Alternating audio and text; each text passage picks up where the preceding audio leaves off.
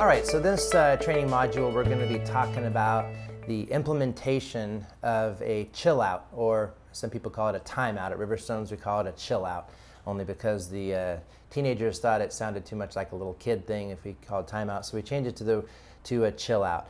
And assuming that you have already reviewed the chill out policy and what behaviors indicate the need for a chill out, now we're going to talk about how to effectively implement it so that we get the most results on a short-term and a long-term basis. So this is covered in the Chill Out Coaching Guide in the Staff Policy and Procedure Manual in Section 2. So remember, one of our foundational principles in working with kids are that kids are energy-seeking beings, or they're relational or connection-seeking beings. And they're drawn to us when we give them that energy. They're connected to us, even if it's negative or punitive. As you recall, the kind of kids that we deal with are intense, and they're used to getting, sort of addicted to getting negative attention because it's what they've most elicited in their life. And they have been sort of deprived of the positive attention, not by anyone's fault, but because their behavior is so intense, it's just more natural to be correcting a lot more behavior than we're complimenting. So even the best of parents, if they have a really intense kid, without being very consciously intentional in their interactive style with the kids, they can morph into a more negative ratio here. So it's very important to remember that initial concept. So how do we do that? How do we accidentally energize negative behavior? We do it by lighting up, what we call lighting up. When a kid acts up, then we light up, and we give them all kinds of ways of connection that we don't even realize that we're giving them, such as raising your voice. That's a very energetic thing. Showing emotion, showing anger, showing frustration, giving them lectures, taking them on a walk, going to sit with them in their room and giving them lots of attention, teaching moments. These are ways that we leak energy, and we're actually giving them connection when we're not intending to. When a kid misbehaves, or we need to redirect them and give them a chill out, we really want to be really boring about this. We want to give them, we want to pull back our connection and implement the chill out. So the key here in giving a chill out is be very boring. When they break a rule or cross the line, we don't want to reward them with our energy. This doesn't mean that we ignore the rule, the broken rule, but it means that we take back our energy and we just implement the chill out with a very boring voice. So when kids act out, our light fades. You dim our light. You get really boring, maybe even like look a little sleepy when you're doing it actually, and you lower your voice. So our light fades when kids act out, and we look uninterested in them for the moment. Might sound a little bit cruel, but we're drawing a line, and then we're acting uninterested. The message is, you're not going to get me, you're not going to get my attention when you act out. And you see this, if you think about little kids, they just elicit this attention from us when they, think about a little kid that falls down and scrapes their knee. A lot of times, if it's like a 1-year-old or 2-year-old, they'll look at their parents and look for the direction. Am I supposed to be upset? If my parent looks concerned, then I'm going to be concerned. So they mirror us in that way. And it takes a lot of discipline, but when your child is learning how to walk and they're really young, if when they fall down, they look at you and you don't give them any response, 95% of the time, they just hop up and continue to play. And so we don't give them our energy, and it doesn't reinforce them acting out the pain, because they love that attention. We come running to them, we kiss them, we rub them, we touch them, and we give them lots of attention. So remember, when the kid acts out, our light fades, we get dim, and we get very boring. So this would look like lowering the volume and tone of your voice, not being reactive or energetic in any way. The message is, I will give you a consequence, but you're not going to get me. You're not going to get my energy, okay?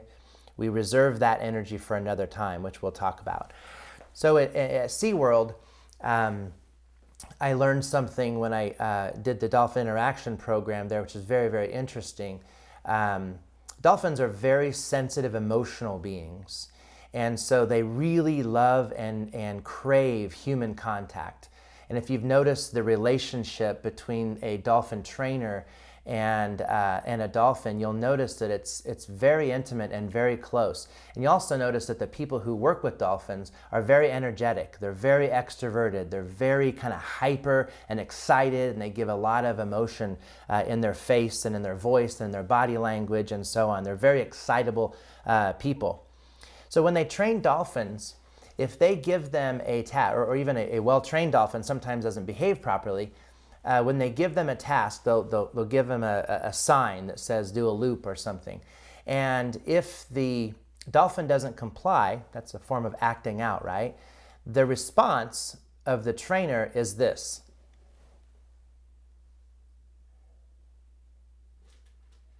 And then they come back and say, all right, you ready? Do it again.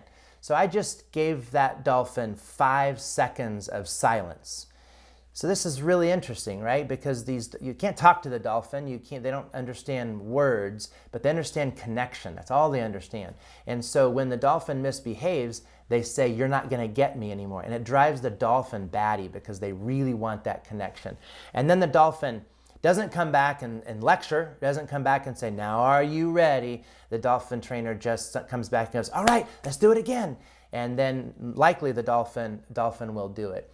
And kids are like that too. We want to withdraw ourselves when they act out and light up when they behave properly. We'll talk about that a little bit. So in this case, if a kid acts out, let's say that a boy says to another boy, calls him a name or cusses at him or makes fun of a physical impairment or something, that would be grounds for a chill out per the policy. And so in that situation, you would just look at the child and say, you need to go to your room. And you see how my voice just dropped. You need to go to your room. And I don't necessarily, you might give them a little eye contact to know you're serious, but you're not going to say, hey, now, come on. That's not nice at all. And that, you know what, come here, let's go, I need to talk to you. And you give them a big lecture. That's really giving them that connection that they want. And they don't care if it's positive or negative at this point. They just want that connection. So you really get boring, dim your light, fade your energy, and say, you need to go to your room. Now let's say that a kid refuses to go to the room. Let's say that they say, no, that's stupid. I'm not gonna go to my room. Well, at that point, you need to remain boring, and you just need to give them a reminder and calmly that they have 5 minutes to go to the room, or they're choosing special care. At that point, you disengage. You act almost like you don't care what they do. Again, you're taking the fight out of it. You're taking the argument out of it. So you need to go to your room. I'm not going to my room. That's stupid. I'm not serving a chill out. I don't deserve it. Or he said this or he said that. Okay, you have 5 minutes to go to your room. And then you sometimes just walk away. You really give them nothing, as if to say, it's your choice whether you want to go to the room. I'm not going to beg you. I'm not going to give you that amount of energy. I'm just going to tell you need to go to your room. And then say 3 or 4 minutes into it, you give them a very calm, boring reminder where you say, you have 2 minutes to go to your room, or you're going to be choosing special care. I hope you make the right choice, but it's really up to you. And you really disengage and act like you don't care. This is one of the few times you act like you don't care to a kid, is when you're giving them their choices and you're taking the energy out of it. And the reason why we do that, one of the reasons why, is because they like to fight, they like to argue, they like to debate. Again, it's a form of that energy. As you may have heard in other trainings that I've done, couples oftentimes feel closer when they argue, or just right after an argument, because it's a form of engagement. It's a very intense form of engagement that says, I care enough to be really angry. And so and that anger or frustration is a form of engagement that we want to take back from them. So our overall philosophy is that we're boring when they're acting out, and when they're doing well and being successful, we light up and we energize it. We see them, we acknowledge it, and we energize them with our words and interactions. You don't try to convince them to behave well. You don't try to talk them into it. You don't try to present all their choices, all the future, what's going to happen. You just simply state that. So in giving the chill out, you're really giving the impression it's really no big deal, because remember, a chill out isn't a punishment.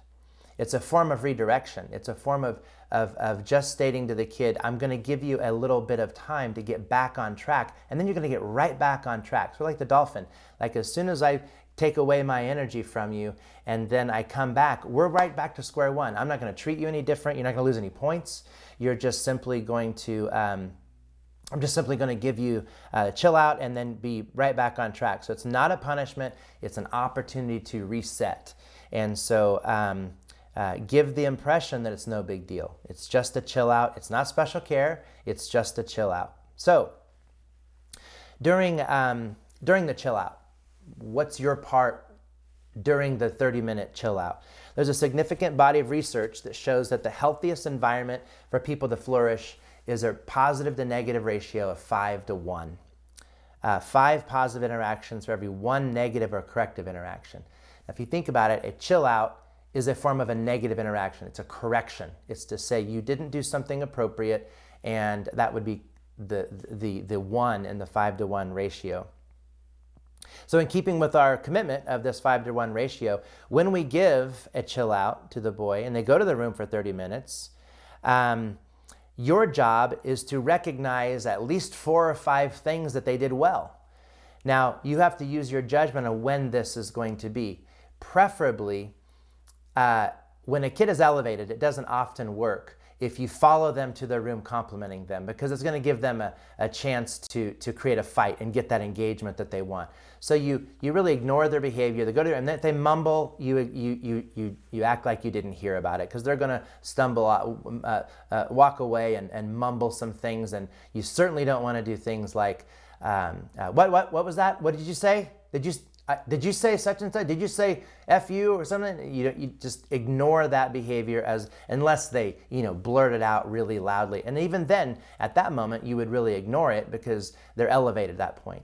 Again, we never give special care for things when a kid is elevated or off baseline, as we call it. They need to be in a calm state of mind, because if you give them consequences when they're elevated, other than a chill out, you're likely to get a negative reaction.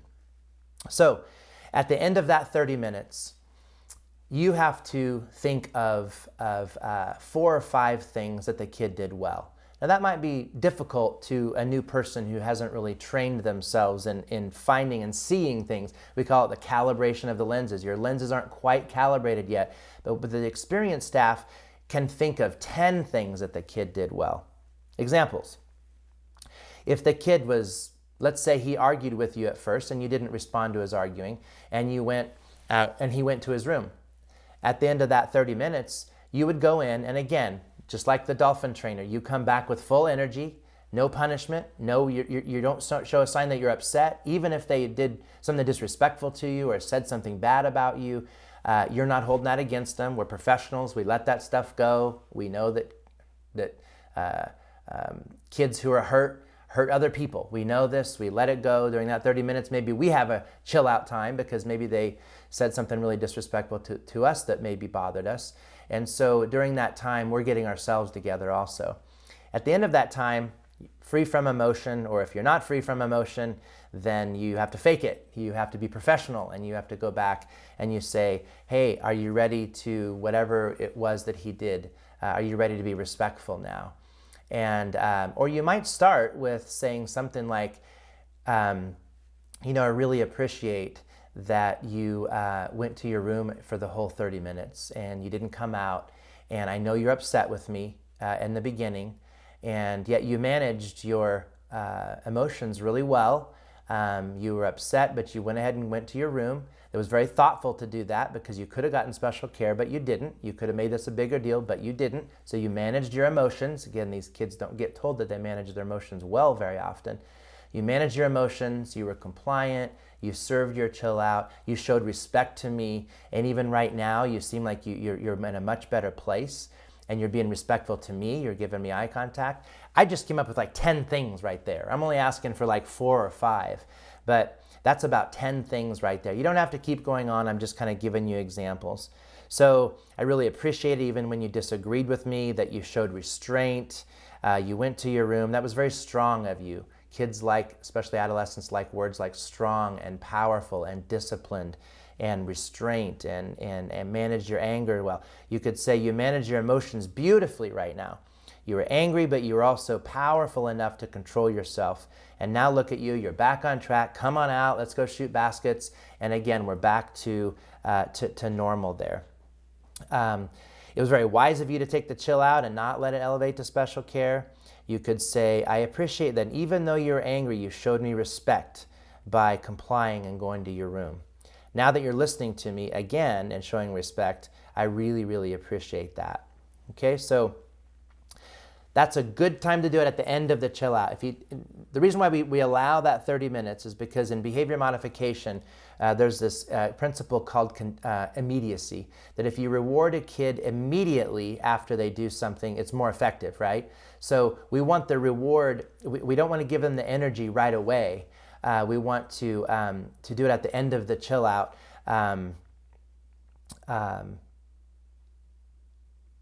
Because, well, let me back up. I just kind of contradicted myself. The reason why you want to give that period of time there is because at the beginning of it, if you were to go in and give them compliments, then they're in a heightened, elevated state called off baseline. And so at that point, they could say, get the hell out of my room, or they could, say something like that. We found that 30 minutes is a really good amount of time to get oneself sort of calm and get back to baseline. There's the adage out there with a timeout that it's a minute per year. Well, I don't totally agree with that. That could be true in some situations. But we find that 30 minutes is a really good amount of time for the kid to get back to their room, let their emotions subside, and maybe be distracted for a while. And then when the staff goes in there, they're not so triggered to react to the staff that gave them that consequence. So also at the end of that chill out, what I was getting to at the principle of immediacy is it's a good time to talk about what could have been done differently to avoid getting the chill out. So let's say that a boy was really annoyed by another resident, and we could talk about, I've noticed that you really have a hard time with Ricky or another resident. What you could do is, give me a wink when you're having a hard time and I'll help you, or walk out of the room, or go jump on the trampoline and remove yourself from that kid instead of saying something and letting that get elevated. So when you're giving them the options of how they could learn a new skill to deal with that, it needs to be 30 minutes later, because if you're giving them that at the very beginning, right when it happens, then you could be energizing them with that connection that they're seeking, if that makes sense. So some bonus moves, advanced moves. When you go back in, again, you're really giving them the sense that things are okay and we're okay, because these kids are really hypervigilant at reading people. They often have negative internal dialogue about the staff who gave them that chill out. Maybe they felt close to you. Maybe they felt like you were their favorite staff, and yet you gave them a chill out. It might feel really painful to them. And so they really need to know. If you really noticed with these kids, there's a lot of scanning going on with these kids. Because many of them came from very traumatic environments, they're really good at scanning people. I know one child in particular, I walk in the house and his eyes just get huge, and he just looks at me as if to be reading me. Is he coming in to be upset at me? Is he going to have a group? What's happening here? And he's just, probably in his world, when an adult entered the room, it wasn't a safe environment. And so he had to be very hypervigilant and get very skilled at scanning for what emotion is going on with these people. So being that they're very sensitive and very good at reading emotion, when you go back into the room, you want to put all of that behind you and go back in as if you are completely okay and that you're excited to see them. So an advanced move might be to laugh. to say something funny after you compliment them, after you energize them, to say something funny, maybe touch, maybe doing a fist bump or a handshake, or if appropriate, a hug or a pat on the back, to let them know everything is okay between you and me and that you still really value them a great deal. And a really advanced move is, let's say that you weren't involved with it at all. Maybe the other staff gave the chill out. A really advanced move might be for the staff member, for you to say something like, hey, I saw when you came out of your room, you were in a much better place. That's awesome. I love the way you turned yourself around. And that was really cool, even if you weren't involved in the situation at all. So remember, when you're given a chill out, it's not a punishment. The idea is to be consistent and predictable in giving the consequence or the chill out, but do it in a very boring and unenergetic way. And then making sure that you follow the Riverstone's philosophy of 5 to 1. Go in their room and give them 5 compliments, anywhere from 3 to 5, 3 to 8 if you want, compliments about what you saw that they did well. And that takes a certain amount of scanning for yourself and the calibration of lenses.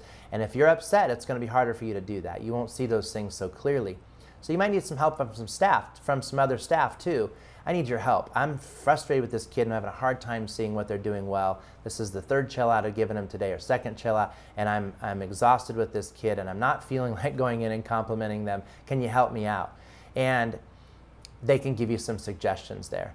Now, you need to do it. Part of being a professional in this environment is to being able to manage your own emotions and being professional, going in and doing what you need to do and getting yourself back on track. And we'll also be doing future trainings on how to manage your own emotions in these situations and how to manage that conversation that you have with yourself so that you can be professional and that you can be most nourishing for these kids who most need it.